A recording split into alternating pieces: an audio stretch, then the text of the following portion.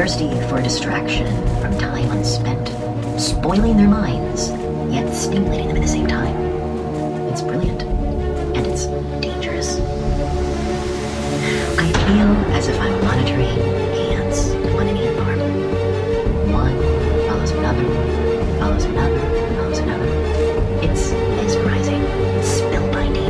All these little consumers, all of these lost and bored people. People consume the ants. You are the ants. Today I woke up from a very long dream. And I also woke up.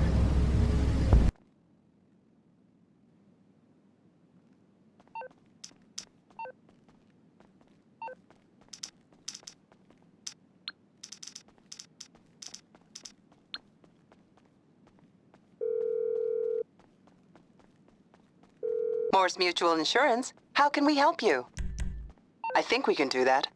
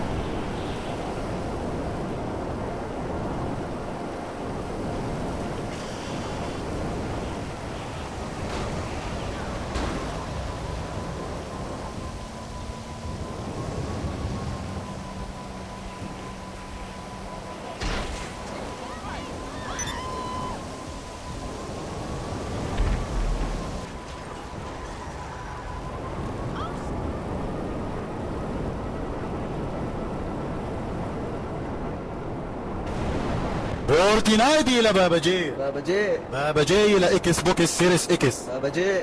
بابا جي إلى بلا ستيشن 5. بلا ستيشن 5. بلا ستيشن 5 إلى لوجيتك. لوجيتك. لوجيتك إلى هايبر إكس إكس إكس إكس. هايبر إكس إكس إكس إكس. هايبر إكس إكس إكس إكس إلى جراند ثيفت ديني. جراند ثيفت ديني.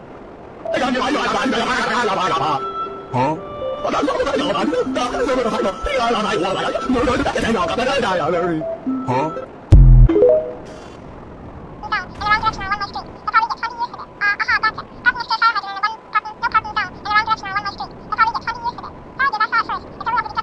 That was really a productive segment, wasn't it? Keep yapping, man.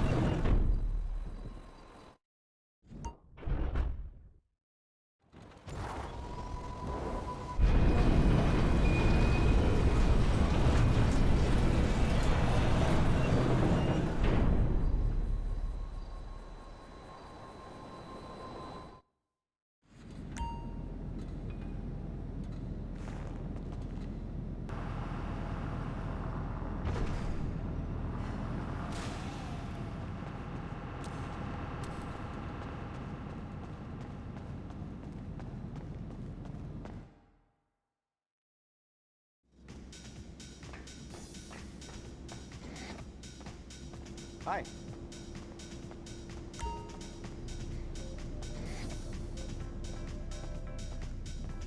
Four.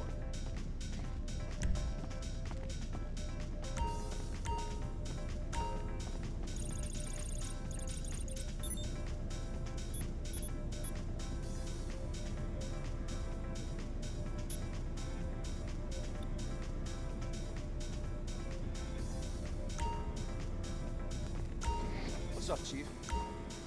I got some big plans for that firearm. Gotta say. Bye.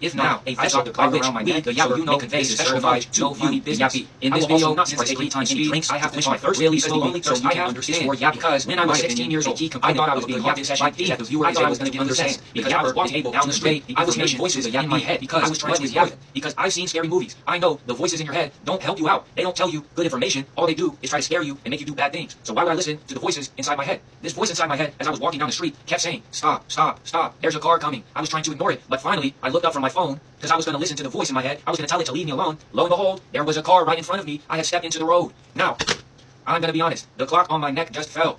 Now, I'm going to roll with it. That did make me a little bit angry, but I'm going to look at my emotions and recognize that anger is a normal human emotion, and it's okay that I feel it, and I'm not going to identify with the emotion. I'm simply going to recognize that it's there and greet it like a visitor, like the Buddha would say. Invite your feelings to tea. Let them come and let them go as they wish, and understand that they may come back, and you invite them to tea, and you have some tea with them, and then they leave, and that's it. You are not your feelings. So what are you? Beautiful. That's what you are. That's what we all are. That's the thing we always try to figure out, is how are we beautiful when there are parts of us that we don't like? The question I have for you is, how do you know you don't like it? You only dislike that part of you because society told you that society doesn't like that part of you. But you really deep down probably love that part of you. Prime example, when I was in 6th grade, I got a t-shirt. The t-shirt said, "Tough guys wear pink." I loved that t-shirt. I thought it was dope. I thought it made me look like a tough guy who also wore pink. I thought it was a statement piece. I thought it was awesome. But when I went to school, some of the guys didn't agree. They bullied me and they beat me up and they smeared dirt on my shirt. I didn't like that. So I threw the shirt away. What was that? That was me conforming to society.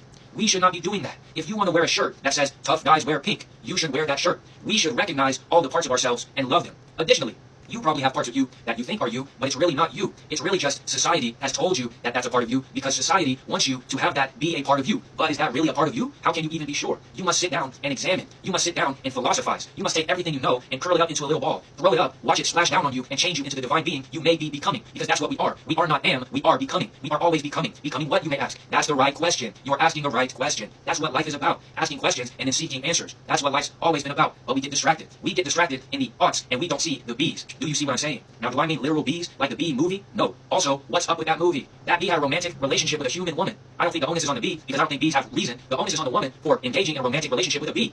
I mean, for God's sake, it's a bee. You can't engage in a romantic relationship with a bee. Who wrote that movie, man? Who wrote that movie? Probably somebody with something going on, man, that they had some infatuation with bees, and they were trying to live vicariously through this movie and through this woman in this movie, right? That's just my hypothesis, right? And the thing about hypothesis is it may or it may not be true, right? We know this. We recognize this. So what is left to do? Utilize it, right? So to go back to what we were talking about, you are beautiful, and you need to recognize that. We cannot love ourselves without first knowing ourselves. How can you love what you do not know, right? How can you love what you do not know? You must delve into the crooks and the crannies and the crevices of your mind and yourself and your being, and you must figure out who you are. Not who society told you are, not who society told you should be, but truly who you are. Who you are is beautiful. Who you are is amazing. Who you are is awesome. But society is the problem. Let me give you an example. Let me give you a thought experiment. What if you were inside of a room? There was nothing in the room except a computer. Now, the only application on this computer is a translator. Now, there's a door. You can't leave through the door, but really you're not even trying to leave. That's not even part of the thought experiment, so don't try to leave because there's no point. But there is a door. So, under the door, someone slides a piece of paper. On the piece of paper is a bunch of symbols. And you sit there and you say, man, I don't understand these symbols. Oh wow, there's a translator app on the computer. Let me put these symbols in, and maybe it will produce something I understand. I hope you're following. Now, you go to the computer, you type it in, you type in the symbols, and it spits out a piece of paper. On that piece of paper is a code. Now, you hear a voice. It sounds kind of robotic, and it says, slide the piece of paper through the door. So you do it. Now what next happens? Another piece of paper comes in. You do the same thing. Another piece of paper comes in. Do you see the repeating process?